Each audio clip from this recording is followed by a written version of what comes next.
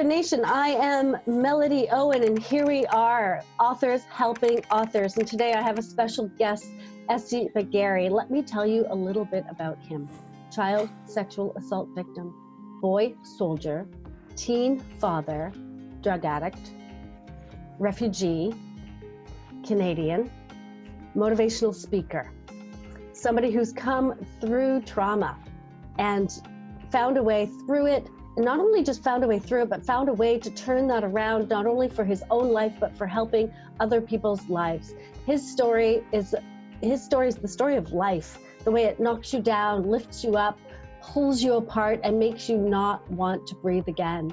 This is the story of Essi's struggle to pick himself up against what some might consider all-consuming adversity. From a traumatic childhood to a boy soldier in the Revolutionary Guard in Iran, to a forced marriage, to escaping, to refugee, to traveling to Canada, to dealing with drug addiction, and then turning his life around. This is an amazing story, and I am so pleased that Essi is willing to speak to us today. Essi Bagheri, welcome, Essi. Thank you for having me. I really appreciate it. Thank you. Yeah, thank you. And so your book is about your life. That's correct. Yes, it is. Yeah. And I'm just going to read, just before I ask you a question, I'm going to read a review that I saw on Amazon. And I really like this because it captures what the book is about, I think. So I'm just going to read this. And it's from a review from Adam. It's a verified purchase in Canada. And it says, captivating story about overcoming unthinkable childhood trauma. This book offers great hope and spiritual uplifting in the face of the many social, political, mental health, and addiction issues troubling our world today. I think that speaks volumes. You know, to have a book that covers all of these topics. This is like really, really, really important. So, Essi, can you tell us a little bit about your story? For sure. I was, as you indicated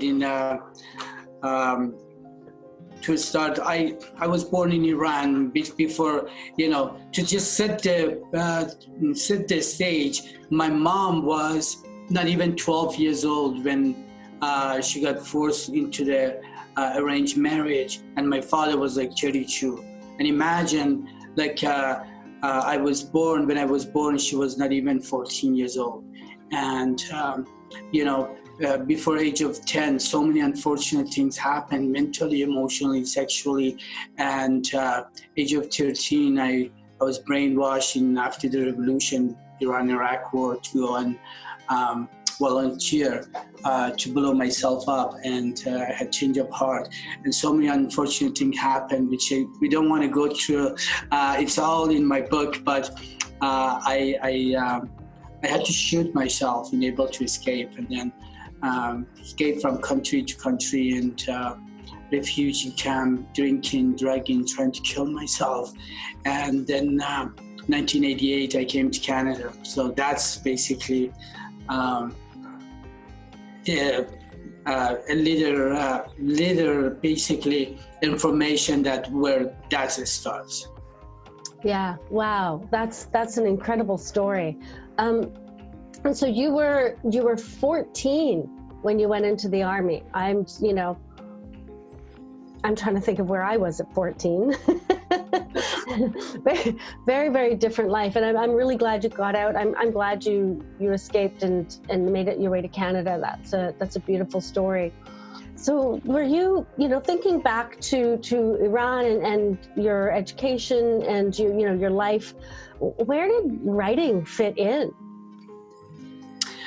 Well, I remember it was almost 15 years ago that one of my friends came to my place, and she had some challenges within her relationship, and then we start talking, and after she heard my story, she just totally was so inspired and motivated and grateful that she told me, Essi, you just changed my life, because she was and then she said, you have to write a book about your life, But unfortunately, because of my mental state and addiction and alcoholism, I wasn't able to. And then, so that's how basically I wanted to write a book for almost 15 years ago. Yeah. So the suggestion came long before it actually happened. And so even then you were still battling with alcoholism and other issues. And the thought of writing the book was just like not fathomable. No, see, the thing is, as maybe some of your audience, will or listener would relate to this. I felt shame, guilt, remorse, and I didn't feel that I'm worthy of, because I was in a depth of self-pity, poor me, for many years, mental health issue and addiction. So I never thought that I have something to offer, and that was the whole challenges. But after I overcome. I've been to 17 treatment centers, 29 detoxes, psych ward, and and then something changed that I wanted to change, and look back, it's like who would have known all the challenges and malady that I went through and I experienced, that it would become an asset that I can go speak all over the place and write a book about it and do TED Talks about it, and it's just blow my mind sometimes where I came from and where I'm at.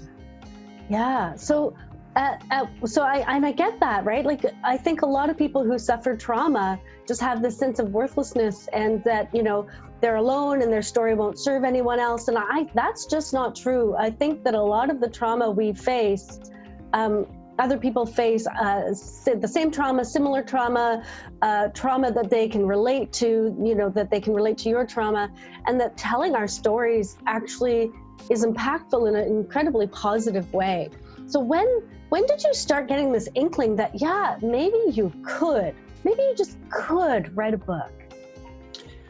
Well, it was almost 6 years ago when I started getting back to my last treatment center, and I got sober, and I started seeing counselor and 12-step meetings and a lot of other things, and I got really involved, and I said, you know what, because my whole life I've been resilient, and then after when I start feeling that, I started sharing my story in high schools and in places, in treatment center, and people would come to me and would really say, wow, you changed my life, because I was the way that we're so spoiled here, and the way you explain, you made me to be grateful, and that these one thing after another made me to become more motivated to write a book and do everything else that I'm doing.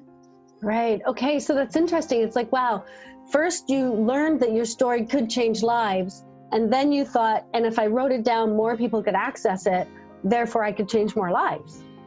That's it. And also another things, Melody, see, I didn't know that. Like, my biggest change was when I realized that the way, if I help other people, the impact the feeling that I experience is priceless. You can't, when you see someone else's life change in front of your eyes, it's like, and you want to do more, because nothing is more than that, like the impact, and I wanted to that feeling more and more, and that's what I continue to do.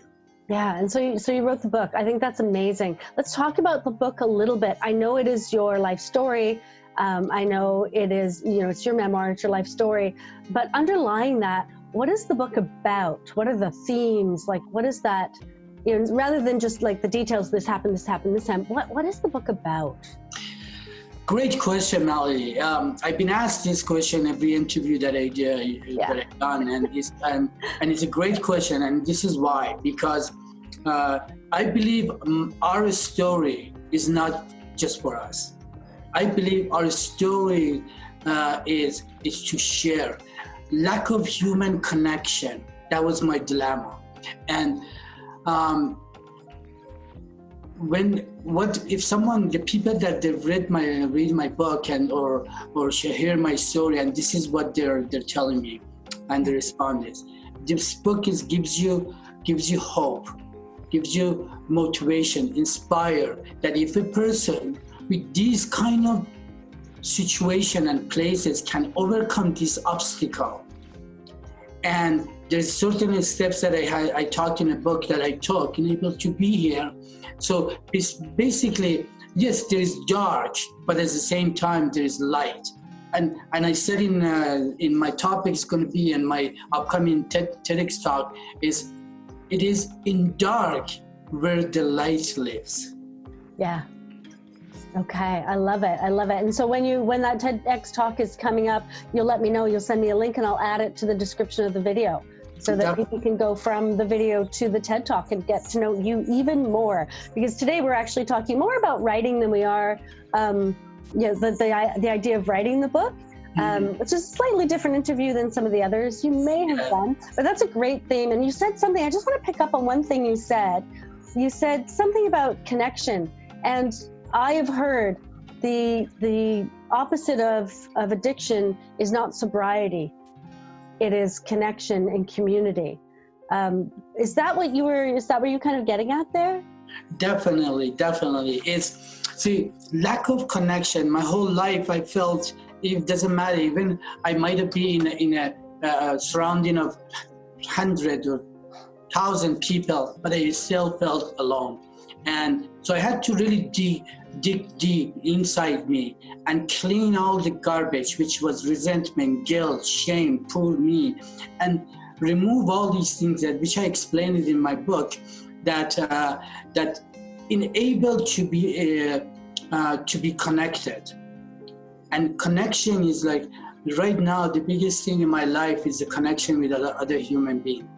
Even during this pandemic, I'm doing Zoom meeting every day, 5 days a week. And it's, as I said, and book is the great way to carry your message. In any messages that doesn't have to be as extreme as mine, but in any message, any kind of message that we're trying to carry to the world. And it's a great way. Yeah, thank you.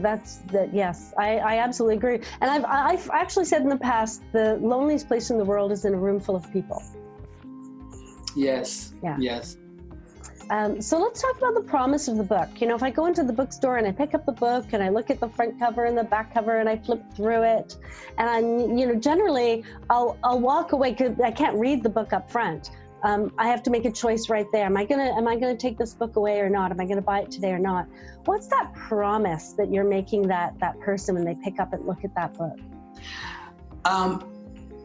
I had an interview in New Jersey, and this radio station lady asked me to send them a book. In an interview, she told me, Essi, when I received the book, she was hesitating to even read the book. But after she read the book, she said she was inspired, shocked, motivated, hopeful, grateful, because what it is, especially in North America, Melody, we live in a society that we are very spoiled. Yes. And we, as a society, we really don't know anything about except what they show us in TV pieces. Yeah.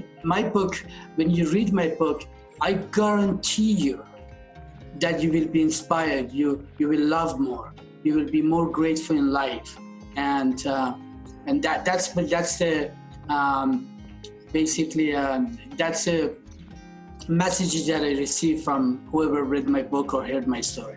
Yeah, that makes perfect sense to me. And just to add that onto that a little bit, so I've lived in North America, I've lived in South America, I've lived in Asia. So when I lived in South America, I lived in a country that was dealing with terrorism and food shortages and poverty. And I don't mean poverty as in poor in Canada poverty. I mean as, what am I going to feed my children today? Poverty, and where are we going to sleep? Poverty.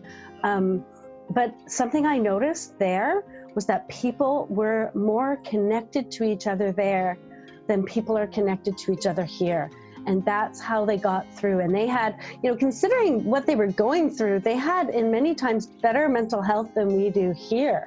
And back to that connection, I think this is a huge key. So I'm thrilled that you've brought that up. Thank you.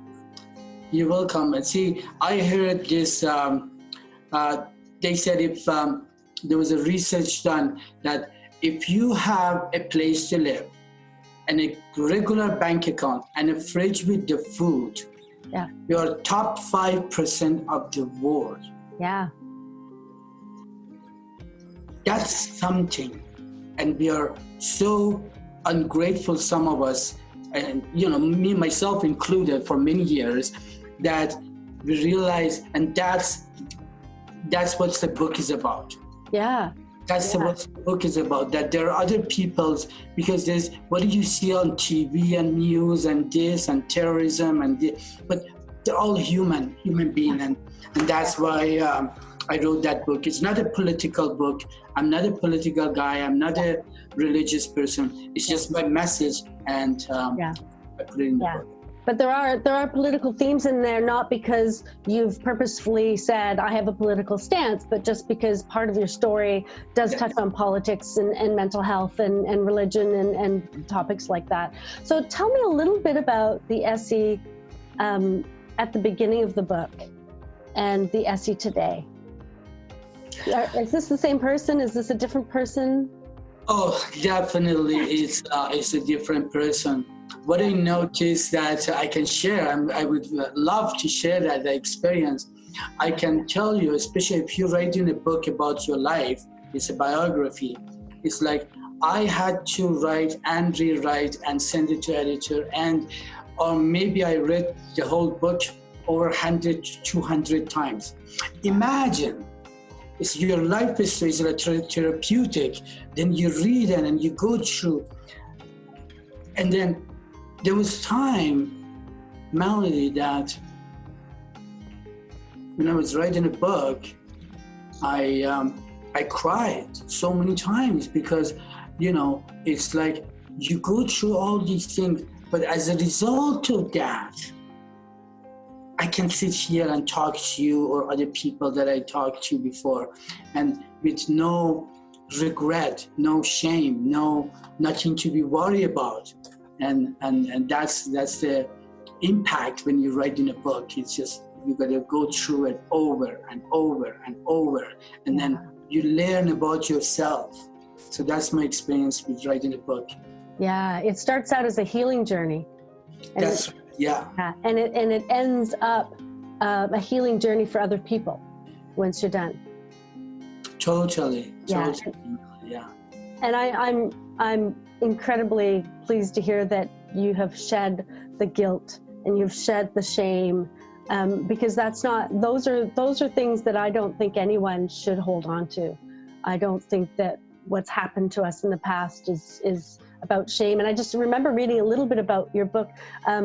Reading a little piece that somebody had written, and it said something like, and I think maybe you said it, that you joined the Revolutionary Guard to kind of make up for this assault that had happened to you. And I just remember reading that and thinking, make up for it? What?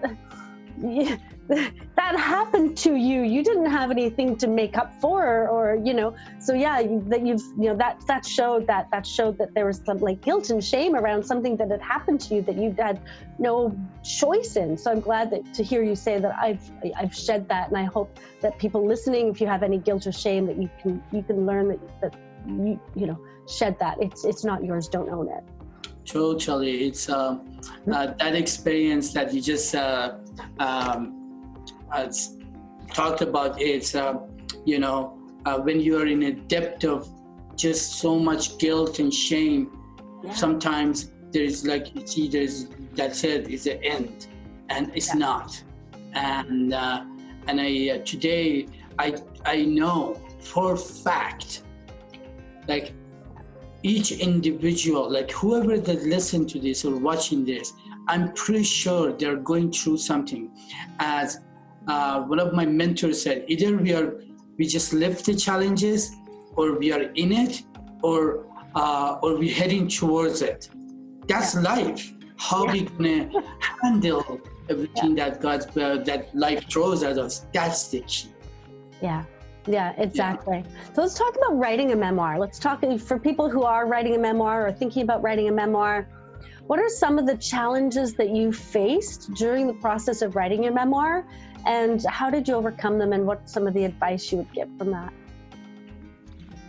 Well, I believe that if I can say something, that you don't have to really think about writing a book for in a day or a week, or as long as we, like in my case, I had a vision, I had a goal, and I had to have enabled to, because to write at least 2-3 paragraph a day, or a page a day, or something that would come to me and write it down, and then adds it up together, and then you have a book. Yeah. And people think, oh, how book. Yeah, it is, but simple, but not easy. A price had to be paid, and price is being motivated and willing to work and see the end result. Yeah, but piece by piece. Yes, piece by piece. Yeah. Not to see the whole chunk, because we get overwhelmed. If I really wanted it in the beginning, it took me 2 years to completely finish the book. Yeah. Now I have an interesting question. Did you write it in order? No. Yeah. See, a lot of people think, oh, I'm writing my life story. I have to start at the beginning and I have to go I have to write. But you don't, do you? No. See, it's different when you write in a, biography, is because what it is, you write it, and you write whatever that you remember that day. And then what happened after that, you put the pieces together, and then you send it to editor, and then he or she will take care of it. Take care of it. Yeah, trust your editor. Get a good editor, trust your editor. Yeah, exactly. I agree. Yeah. So when you're sitting and writing, did you have it all mapped out in your head? Or like when I was writing my memoir, I noticed that as I was writing, more details and more memories came up. Like it was almost like the process of writing helped me remember more and like capture more. Did that happen to you as well? Oh, definitely. There is always, we can put like 30, 40 or 50 years of our lives into 200 pages. I remember one of my friend who read my book, he said, Essi, I was just wanting to read more. And it's like, and that's a good thing. Even someone to tell you that means it was a good written book. And so no, it's basically, there's always stuff come up that is, I should have put that in. Oh, I should, but you know what? No, there's always for a second book. Yeah, I love that. There's always room for a second book. Yes, absolutely. That's it. Yeah. So tell me what writing this book has done for your life, for you as an author. Like, you're an author now, and how has this changed your life? Oh my God, it's unbelievable. When I finished my book, I went to New York and I met like 100 different media people, and then I came here and I went to LA and basically finished my book there. Yep. And then I had interviews, and then people wanted to go to their to their podcast, and someone saw my book and wanted to put a screen, do a screen play, and as we speak, we did it's called treatment before the screenplay, and we just finished the screenplay, and this academic, like these things happen, and now it's all on hold. But the goal is to put it into the film, and then interviews, and then TED Talks, and then job opportunities, and just on, and just because just book, that's it. Yeah, exactly. That's amazing. Now, just a lot of authors say, like, but okay, like, how do you do that? How do you go from book to media interviews to, and I'm assuming you've had some help along the way. Do you want to talk a little bit about, Of any course, advice you have for people? for sure. See, writing a book is one thing, and basically promoting a book is a completely different ballgame. And I'm a very personable individual, so I have and so what I did when I went to this conference in New York, which I met a lot of people and we connected. As we speak, I didn't hire anybody for PR or anything. Whatever book that I sold, it's all by my interviews and the things that I podcast. And but yeah, it's basically you reach out to the media. Okay. And to reach out to media, you let them know, give them a compelling story why they have to have you on their show, and on and on and on. Yeah. So what type of conferences are you going to where you're meeting people that this is helping you? There was a conference in New York called Publicity Summit. Okay.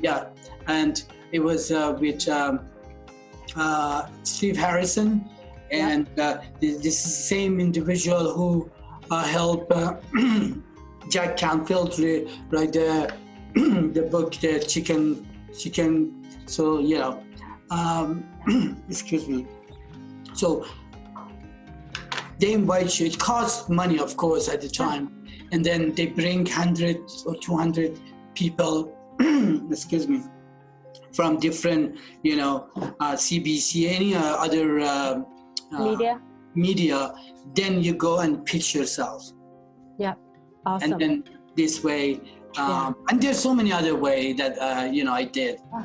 There's a conference, So going to these conferences is a good idea. You could hire a PR person, or you could, which will cost you money, or you could go to conferences, which will also cost you money. Yeah. But, you had a plan and you made a financial investment in that plan to promote your book, and it's worked for you. So well done. I think that's a good lesson. It's like, figure out what's going to work for you, have a budget, and dedicate yourself to the promotion plan.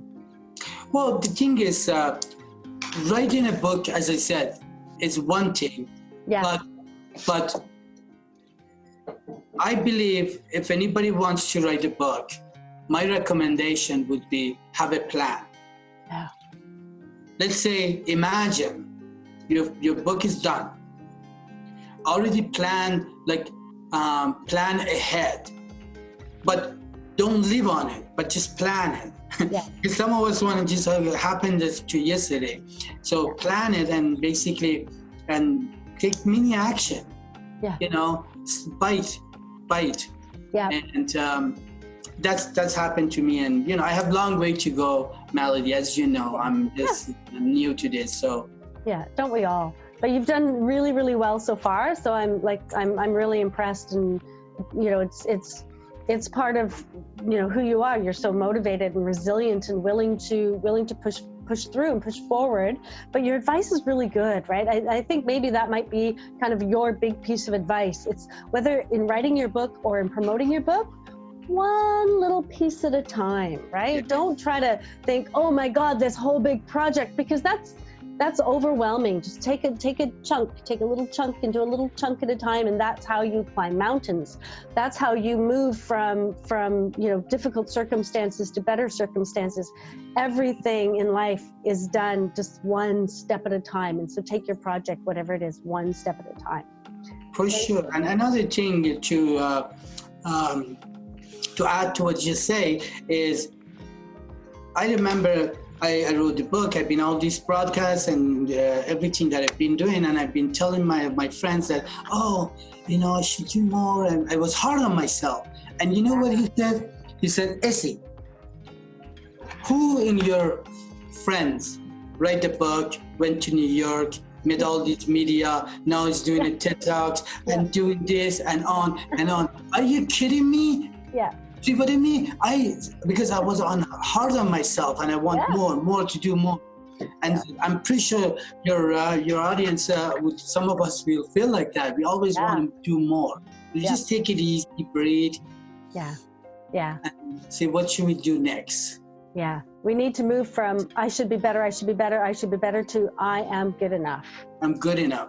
Yeah. I'm doing, doesn't mean we don't do things. It's just, it's not really, because it can be overwhelming. Yeah, exactly. So tell me about the Essi now. What are you doing now that, you know, your book is published? You're helping people overcome trauma and addiction? Tell me a little bit about what you're doing. Well, one of the things that I see now is everything you say. I always give you an example. I was working in the movie industry, and a couple of people that I met, and we get to know each other, and then they find out about my life and my book, and they said, Yeah. how that's possible? Yeah. Like, they could not really, honestly, like they could not see it in a, like, from this essay to become who I am today. And one thing that I can tell you, that I'm the most important aspect of my life today is to be grateful. I write 5 things every morning that I get up that I'm grateful for. Yeah. Because either I'm in gratitude or I'm in fear. And so what I do now, as I said, I'm building a public speaking platform, which I'm waiting for my TEDx talk to go live, and then basically I just that's one of the things that I've been working on. And also as we speak, I'm doing I'm creating an online course regarding overcoming trauma and addiction. Wonderful. And so that's another thing that I'm working on right now. That is coming up soon in a month or so. So just, and then again, helping other people. As I said, I'm doing 5 days a week, 2 o'clock to 3 o'clock Zoom meeting in helping other people. It's not a job. It's just, I want to be in service. How can I be in service to you? And if any of your audience, anything that I can help with regarding addiction and overcoming trauma, I'd be more than happy to be in service. Thank you. Where can we find your book, and where can we find you? Well, you can find my book on Amazon, or you can go to my website, which is donotgiveupnow.com. It's really, resonated with my story, donotgiveupnow.com. And what was the other question? Where can we find your book, and where can we find you?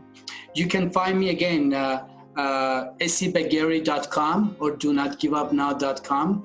And there's my phone number, my email. Just send me an email, and I'd be, responding in less than 24 hours. Brilliant. Thank you so much. And I know that now you make Vancouver your home, don't you?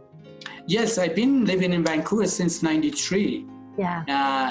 But I went to LA for a year and a half, and to finish my book, and did some interview and meeting producers, so a lot of work ahead of us. Yeah, a lot of work ahead. But I think you've done an amazing job of being where you are today, and I'm incredibly excited to see where you go. I'm going to be following, your public speaking platform and your courses, and I'm just, I think it's going to be so much fun to watch you continue to grow and reach out and help people and make the world a better place. So thank you very much for coming today. I really, really appreciate it. And in honor of us both living in Vancouver, the photo behind me today is of the Bowen Point Lookout. So if you go hiking up one of the local mountains, you can find this lookout. It's the photo I took. And I thought I'd put it there in honor of us both being Vancouverites now. Thank you. And I'm also not born here. So we're both relatively newcomers to Vancouver. So again, Essi, thank you so much. I'm excited to see what you do, and I really appreciate you coming on today. Thank you for having me, Melody. I always appreciate you doing everything that you do regarding helping other authors. You're doing a phenomenal work. I've been watching you, and it's like, if anybody watching this, if you have anything to do with writing, Melody is a person to contact. Thank you, Essi. I really appreciate that. Thank you so much, and have a wonderful rest of the day. You too, my friend. Thank you. Thank you. Bye-bye.